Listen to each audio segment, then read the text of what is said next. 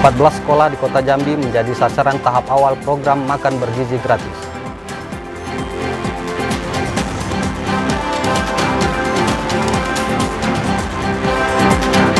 Pengembang perumahan di Kota Jambi berharap program 3 juta rumah tetap berjalan.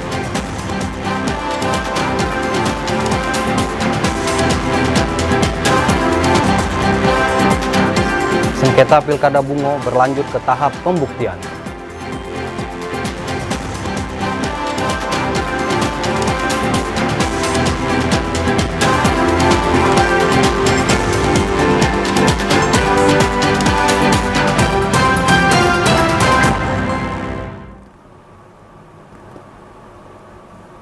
Assalamualaikum warahmatullahi wabarakatuh. Terima kasih Anda masih menyaksikan Jambi hari ini, edisi Senin 10 Februari 2025. Ya saudara, selain 3 berita utama tadi, redaksi kami juga telah menyiapkan sejumlah informasi penting dan menarik lainnya untuk Anda. Bersama saya, Palika Hijriati. Dan saya, Ajunaidi. Inilah Jambi hari ini selengkapnya.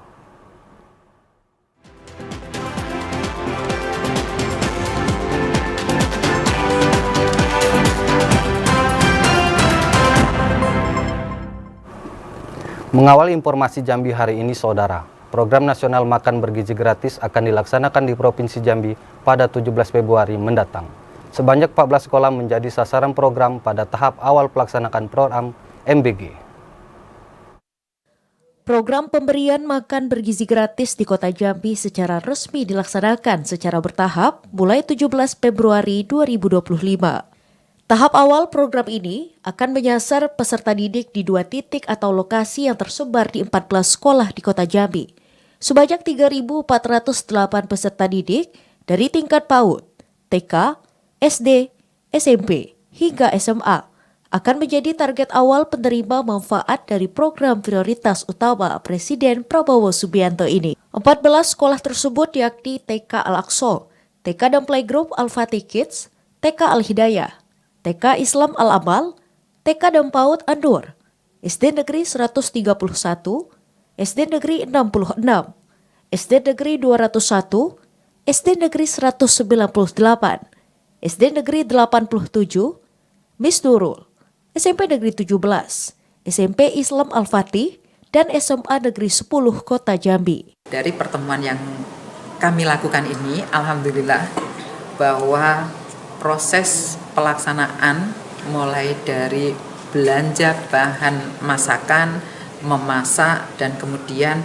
mendistribusikan, mengolah, mendistribusikan ke sekolah-sekolah, itu BGN sudah siap. Dinas Pendidikan diminta untuk membantu validasi peserta didik. Sementara Dinas Kesehatan diminta untuk memastikan kehigienisan makanan yang didistribusikan bekerjasama dengan Badan POM. Vivin Adli, TVRI Jambi melaporkan. Ya, sementara itu saudara, program makan bergizi gratis atau MBG di sejumlah sekolah dalam Provinsi Jambi direncanakan akan berlangsung pada 17 Februari 2025. Untuk tingkat sekolah menengah atas, SMA Negeri 10 Kota Jambi menjadi pilot proyek awal penerapan program MBG. SMA Negeri 10 Kota Jambi merupakan sekolah tingkat menengah atas yang menjadi pilot proyek awal penerapan makan bergizi gratis di Kota Jambi. Di SMA Negeri 10 ini terdapat 843 siswa yang akan menjadi sasaran program makan bergizi gratis pada tanggal 17 Februari mendatang. Kepala Sekolah SMA Negeri 10 Kota Jambi, Nova Deswita menjelaskan, sebelumnya sudah ada tim penyelenggara MBG yang datang untuk berkoordinasi terkait rencana pelaksanaan program tersebut. Rencananya program ini akan berlangsung setiap hari saat jam istirahat berlangsung. Agar pelaksanaan program makan bergizi gratis ini dapat berjalan lancar, pihak sekolah sudah membentuk koordinator yang akan mendistribusikan makanan ke wali kelas untuk kemudian diberikan kepada siswa. Kami sekali lagi mengucapkan terima kasih banyak kepada Bapak Gubernur yang telah menunjuk SMA Negeri 10 Kota Jambi sebagai pilotingnya atau sebagai pilot projectnya yang pertama kali percontohan makan gizi gratis secara nasional itu ada di Jambi adalah SMA Negeri 10 Kota Jambi. Makan itu akan diberikan setiap harinya.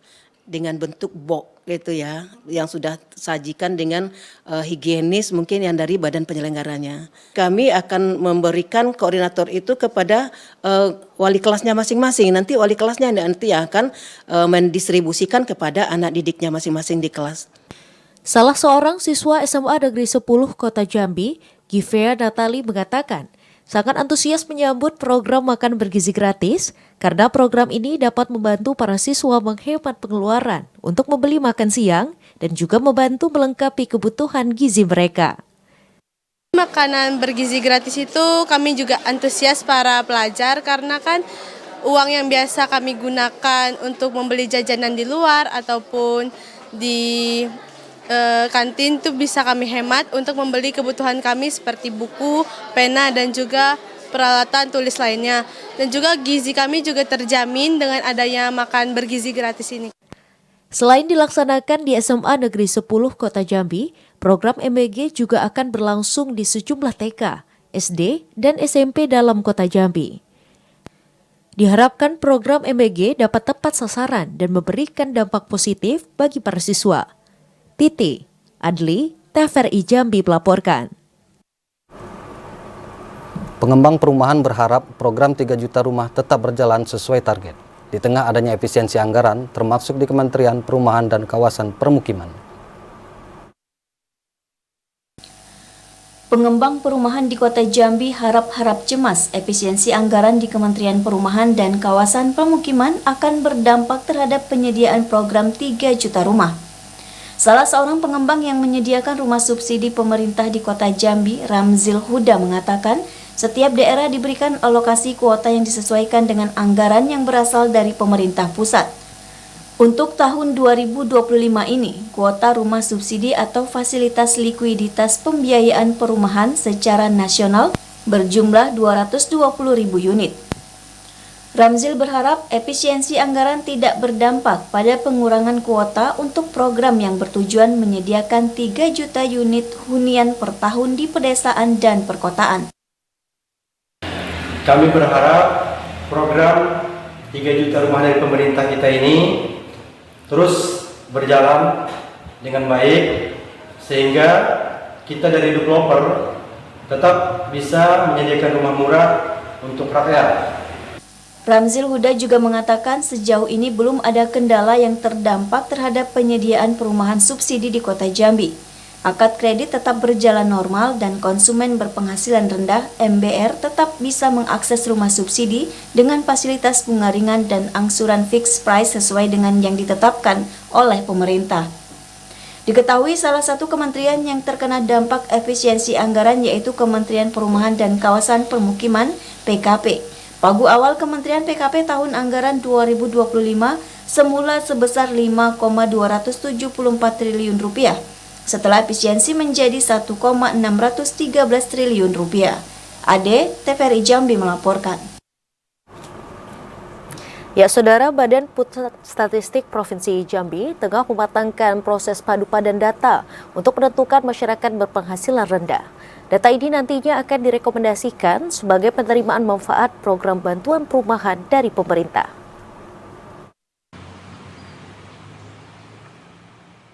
BPS Provinsi Jambi menindaklanjuti arahan pemerintah pusat yang menjadikan data BPS sebagai acuan untuk program bantuan perumahan bagi masyarakat berpenghasilan rendah atau MBR. Menindaklanjuti arahan tersebut, saat ini BPS Provinsi Jambi tengah mematangkan proses padupadan data untuk menentukan masyarakat yang berhak mendapatkan berbagai program bantuan perumahan dari pemerintah. Kepala BPS Provinsi Jambi Agus Sudibyo mengatakan, padupadan data ini dilakukan dengan menggunakan basis nomor induk kependudukan atau NIK yang nantinya dipadukan dengan data registrasi sosial ekonomi atau REKSOSEK dan data penyasaran percepatan penghapusan kemiskinan ekstrim atau P3KE. Proses padupadan data tersebut ditargetkan dapat menghasilkan data nama dan alamat masyarakat yang direkomendasikan untuk mendapatkan berbagai program intervensi baik dari sisi sosial maupun ekonomi. Berdasarkan usulan BPS, terdapat 6 kriteria yang diberlakukan untuk menentukan MBR, mulai dari pekerja informal dan usaha mikro, kepala rumah tangga perempuan, kepala rumah tangga disabilitas, kepala rumah tangga lansia, tidak memiliki aset, dan 1 pekerja dalam 1 rumah tangga. Nah, proses padu padan nomor induk kependudukan untuk penduduk yang akan mendapatkan intervensi ini sekarang lagi berjalan di BPS. Namanya proses padu padan data. Nah, padu padan data itu akan memadukan data Reksosek, data P3KE dan datanya BPS. Nah, dari situ diharapkan akan keluar data by name by address untuk masyarakat yang memang harus diintervensi baik dari sisi sosial maupun dari sisi ekonomi. Jadi proses itu kita tunggu saja. Kebijakan data BPS menjadi rujukan utama pemerintah pusat untuk memastikan masyarakat berpenghasilan rendah benar-benar dapat memperoleh manfaat secara maksimal. Randy Arta, TVRI Jambi melaporkan. Saudara, tetaplah bersama Jambi hari ini karena kami masih akan kembali dengan sejumlah informasi penting dan menarik lainnya. Ya, diantaranya DPRD mengesahkan Muhammad Syukur dan Hafid sebagai Bupati dan Wakil Bupati Merangin.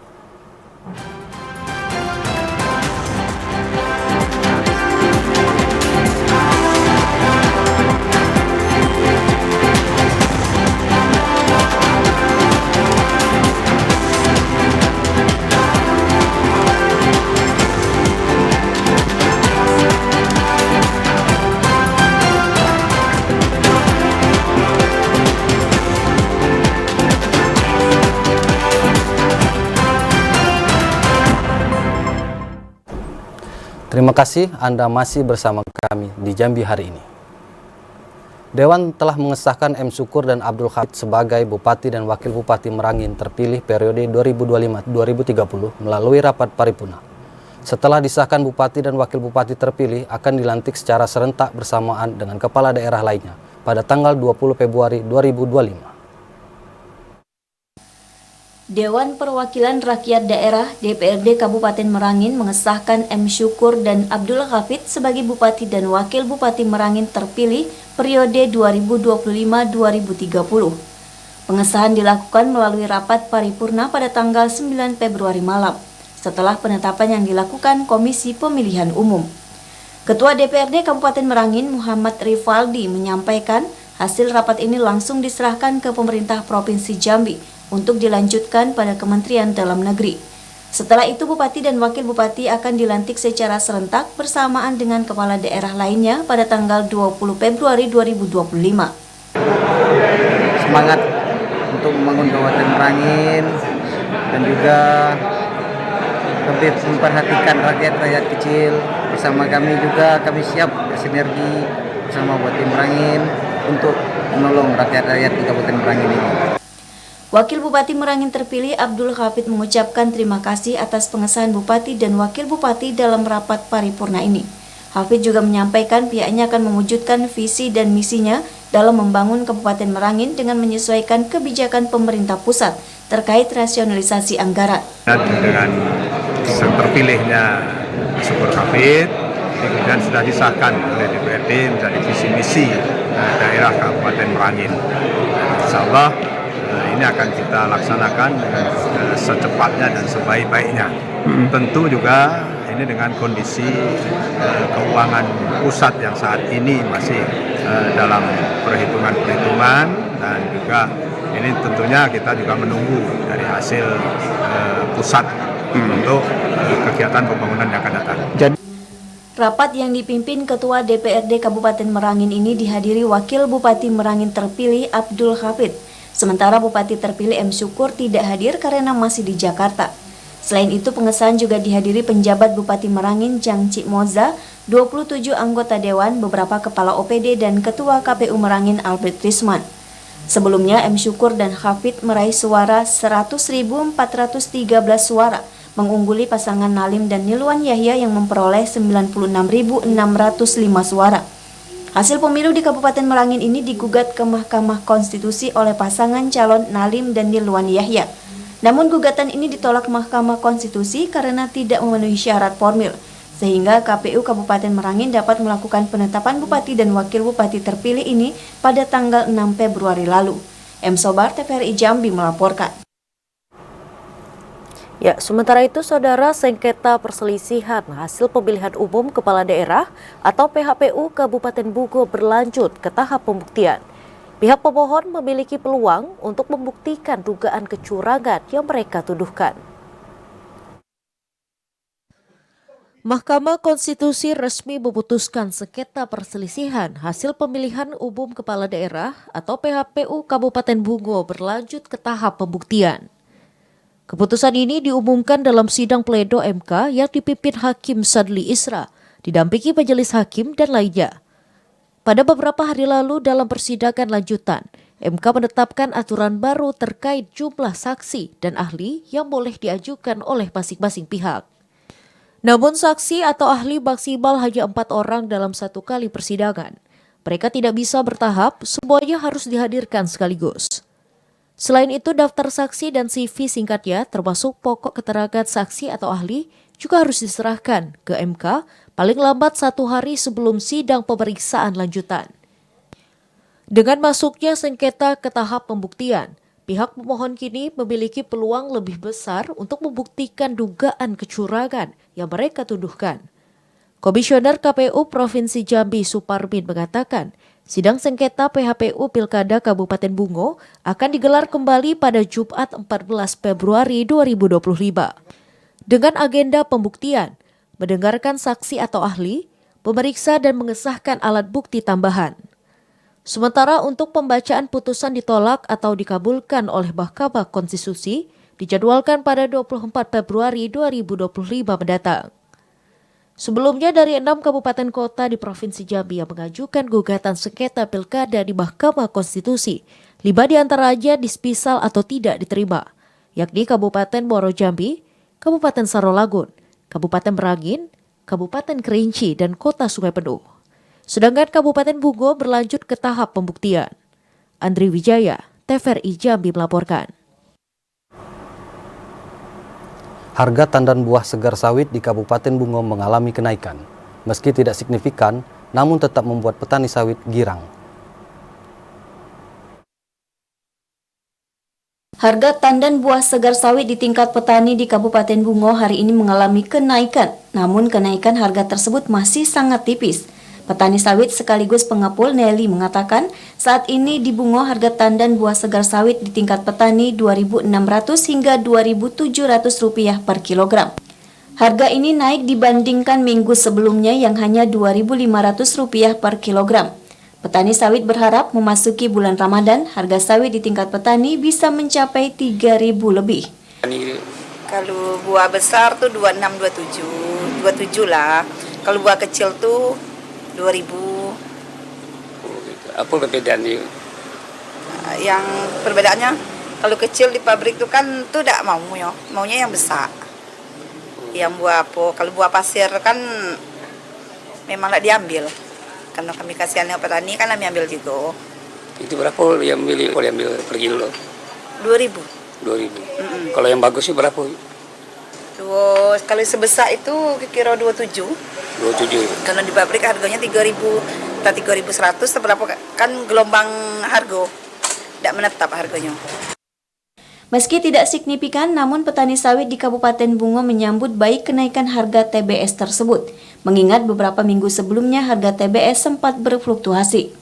Kenaikan harga sawit diharapkan dapat meningkatkan kesejahteraan petani dan mendorong produktivitas kebun sawit di Kabupaten Bungo. Pemerintah Kabupaten Bungo juga terus berupaya mengoptimalkan regulasi dan kebijakan dalam tahun ini agar harga sawit di tingkat petani tetap stabil dan menguntungkan petani sawit. Mukriyandi, TVRI Jambi melaporkan. Pertumbuhan ekonomi Provinsi Jambi pada triwulan 3 tahun 2024 hanya 4,01%. Menurunnya produktivitas tandan buah segar, kelapa sawit, dan distribusi komoditi batubara menjadi salah satu penyebab turunnya ekonomi Jambi. Berdasarkan data Kantor Perwakilan Bank Indonesia Provinsi Jambi, pertumbuhan ekonomi Provinsi Jambi pada triwulan ketiga tahun 2024 hanya 4,01%, atau terdeselerasi dibandingkan triwulan sebelumnya yang mencapai 4,15%. Adanya musim trek dampak El Nino pada tahun sebelumnya menahan produktivitas tandan buah segar atau TBS kelapa sawit pada lapangan usaha pertanian. Tak hanya itu, pendangkalan debit air Sungai Batanghari akibat musim kemarau juga turut memberikan dampak signifikan terhadap distribusi komoditi batubara, sehingga menahan kinerja lapangan usaha pertambangan. Di sisi pengeluaran, menguatnya kinerja ekonomi Provinsi Jambi pada triwulan ketiga tahun 2024 ditopang oleh tetap kuatnya permintaan domestik di tengah tingginya ketidakpastian pasar keuangan global. Konsumsi rumah tangga meningkat seiring berlanjutnya peningkatan mobilitas dan aktivitas ekonomi masyarakat. Hal itu sejalan dengan hasil survei konsumen Bank Indonesia yang menunjukkan keyakinan konsumen dan daya beli masyarakat berada pada level optimis. Daniel, TVRI Jambi melaporkan. Harga cabai rawit hijau di Pasar Aurduri Kota Jambi masih cukup tinggi, mencapai Rp88.000 per kilogram. Namun harga ini relatif turun jika dibandingkan 2 hari sebelumnya yang mencapai Rp100.000 per kilogram. Kurangnya pasokan membuat harga cabai di pasar tradisional Aurduri Kota Jambi cukup tinggi. Harga cabai rawit hijau mencapai Rp88.000 per kilogramnya. Harga ini cenderung turun dari 2 hari lalu, yang hampir Rp100.000 per kilogram. Salah seorang pedagang cabai mengaku, tingginya harga cabai karena sedikitnya pasokan. Pedagang memperkirakan harga cabai akan terus melonjak naik karena banyaknya kebutuhan masyarakat jelang bulan Ramadan mendatang. Cabai apa tuh, Om? Cabai merah. Cabai merah. Cabai rawit berapa, Om?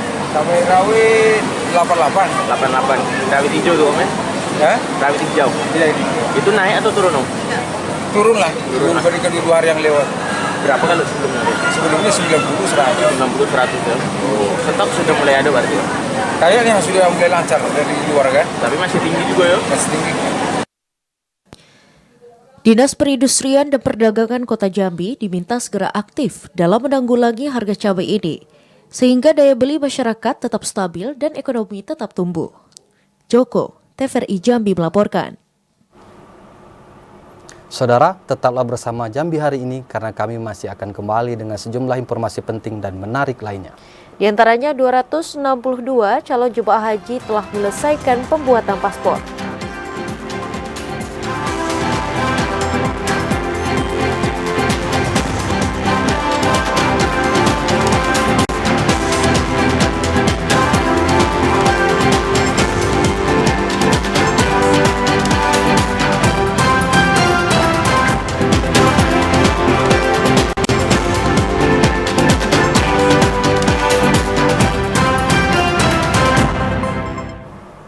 Ya, terima kasih saudara Anda masih menyaksikan Jambi hari ini. PJ Wali Kota Jambi Sri Purwaningsih minta seluruh organisasi perangkat daerah melakukan identifikasi seluruh kegiatan di tahun 2025. Kegiatan seremonial dan ATK agar bisa disederhanakan sebagai wujud efisiensi anggaran yang merupakan instruksi Presiden.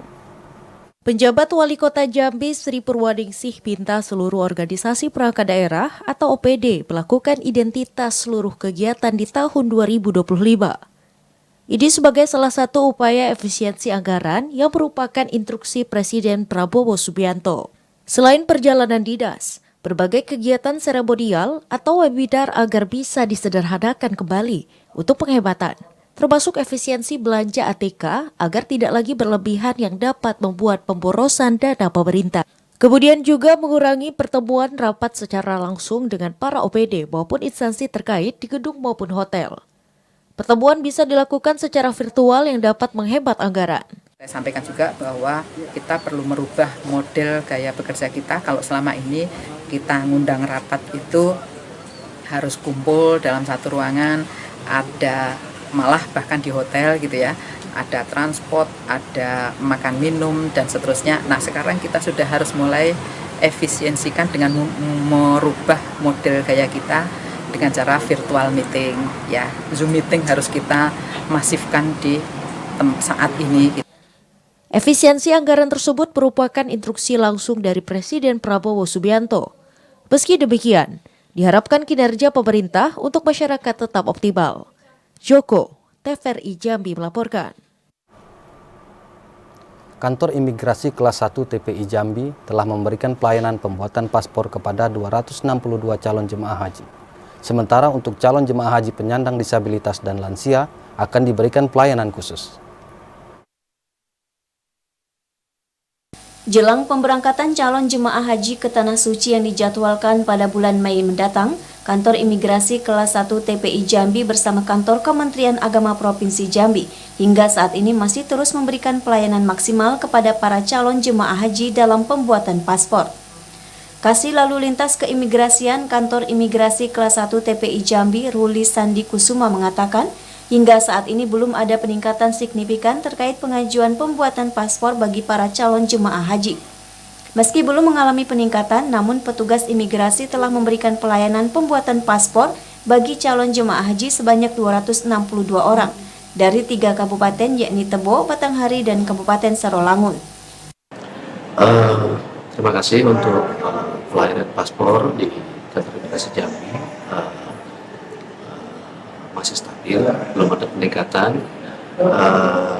Untuk pelayanan paspor haji, kami sampaikan bahwa kami memiliki pelayanan easy paspor yang mana dari kantor wilayah Kementerian Agama itu mengajukan permohonan untuk pelayanan biometrik di lokasi kantor mereka. Sementara itu bagi calon jemaah haji asal kota Jambi khususnya penyandang disabilitas dan lansia dapat langsung datang ke kantor imigrasi kelas 1 Jambi. Para calon jemaah haji ini akan diberikan pelayanan khusus dalam pembuatan paspor.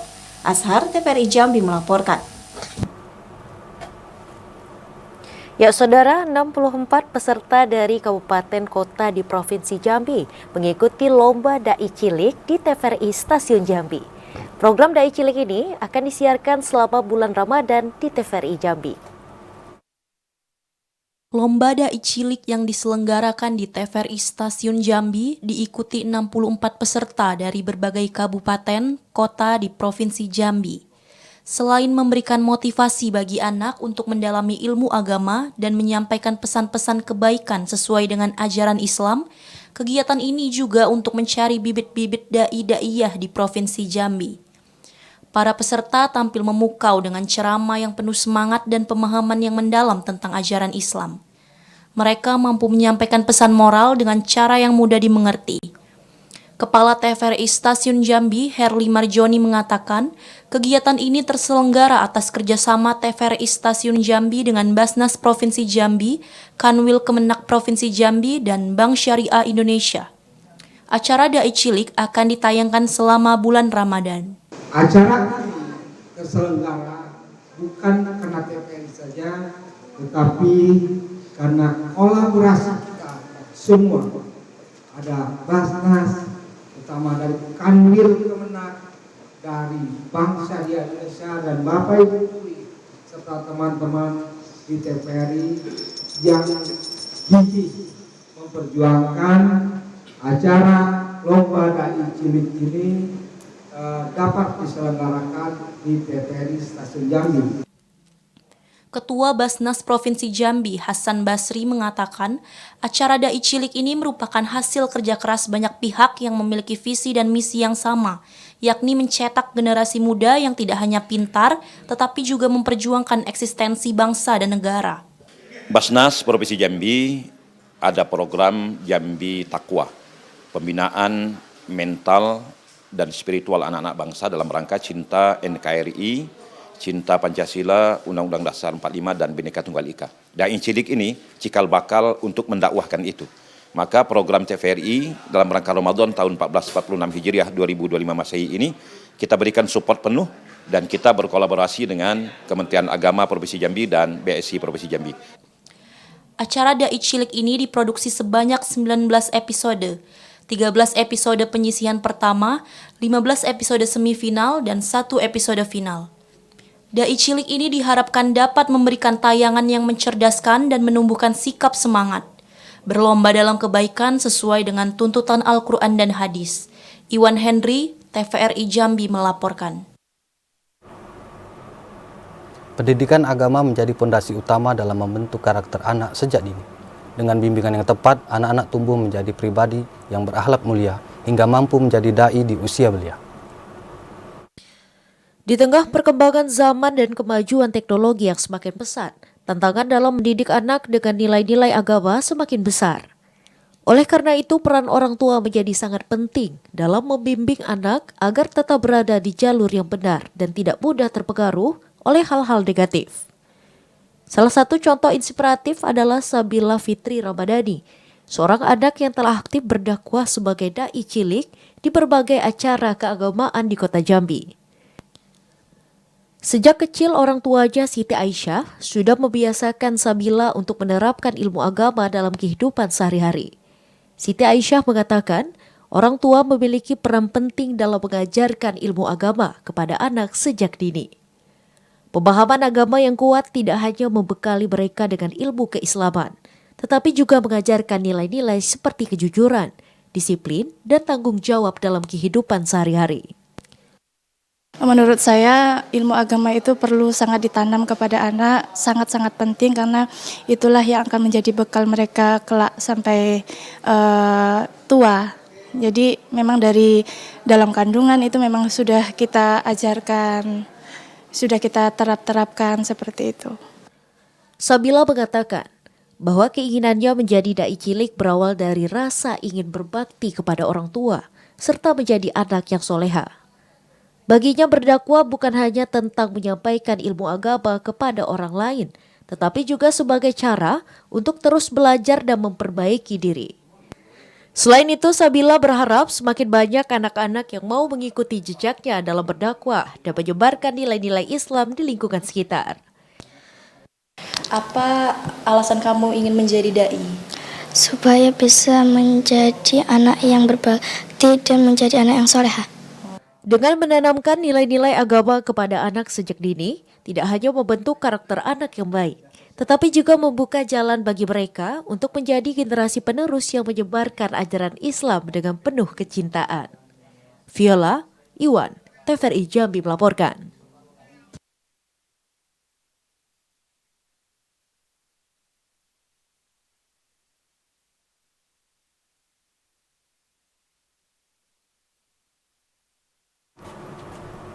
Ya saudara, era industrialisasi 5.0 memicu transformasi signifikan di bidang ketenagakerjaan.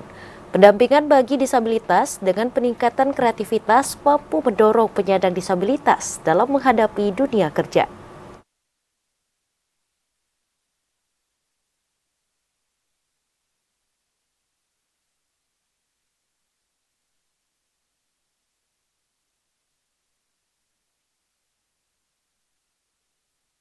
Era industrialisasi 5.0 telah membawa perubahan mendalam dalam struktur ekonomi global, pemicu transformasi signifikan di berbagai sektor, termasuk ketenagakerjaan.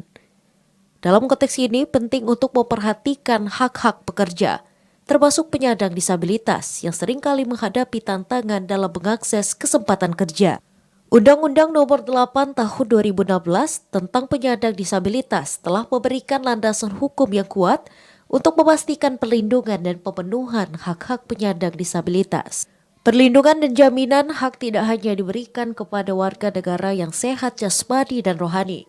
Perlindungan hukum terhadap kelompok rentan sosial seperti penyandang disabilitas juga perlu ditingkatkan. Pengembangan kreativitas bagi disabilitas yang dilakukan Dinas Sosial Provinsi Jambi adalah salah satu dukungan pemerintah untuk penyandang disabilitas. Dinas Sosial Kependudukan dan Catatan Sipil atau Dinsos Dukcapil Provinsi Jambi mendorong penyandang disabilitas untuk lebih terampil dengan mengikuti program pelatihan bimbingan dan keterampilan. Dinas Sosial dan Dukcapil Provinsi Jambi dalam hal penanganan disabilitas kita memberikan pendampingan.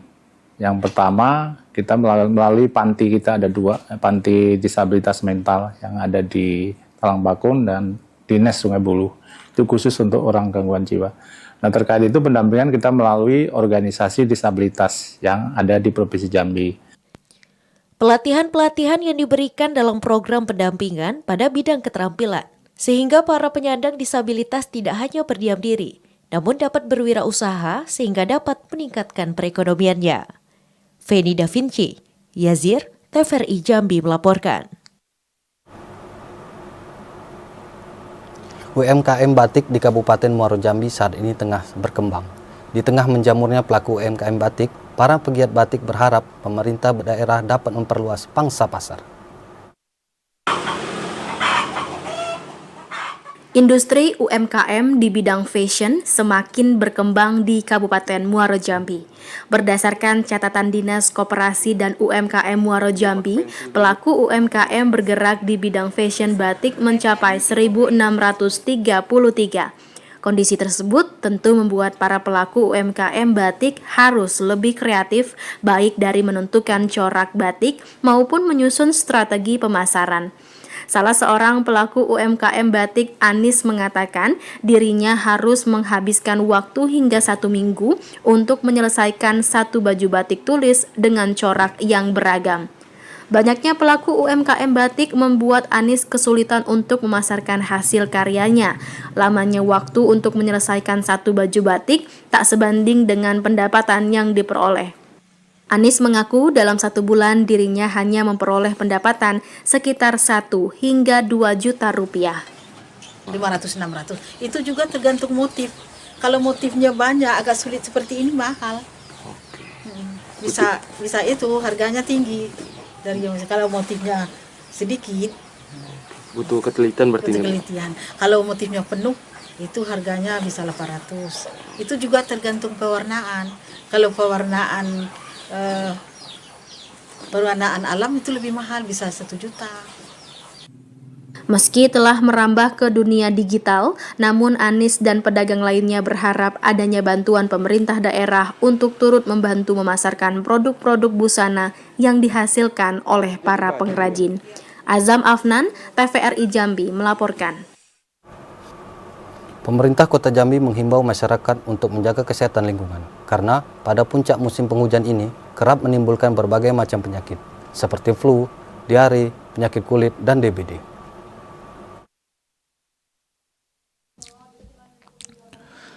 Indonesia merupakan negara iklim tropis yang memiliki 2 musim, salah satunya musim hujan. Musim penghujan diprediksi terjadi pada Oktober 2024 hingga Maret 2025. Sementara, untuk puncak musim penghujan terjadi pada Februari hingga Maret 2025. Pada puncak musim penghujan ini, kerap menimbulkan berbagai macam penyakit, seperti flu, diare, penyakit kulit, dan demam berdarah denggi atau DBD. Subkoordinator Penyakit Menular, Dinas Kesehatan Kota Jambi, Herman, mengimbau kepada masyarakat Kota Jambi agar dapat menjaga kebersihan lingkungan, membuang sampah pada tempatnya, dan menjaga kualitas air. Yazir, TVRI Jambi melaporkan.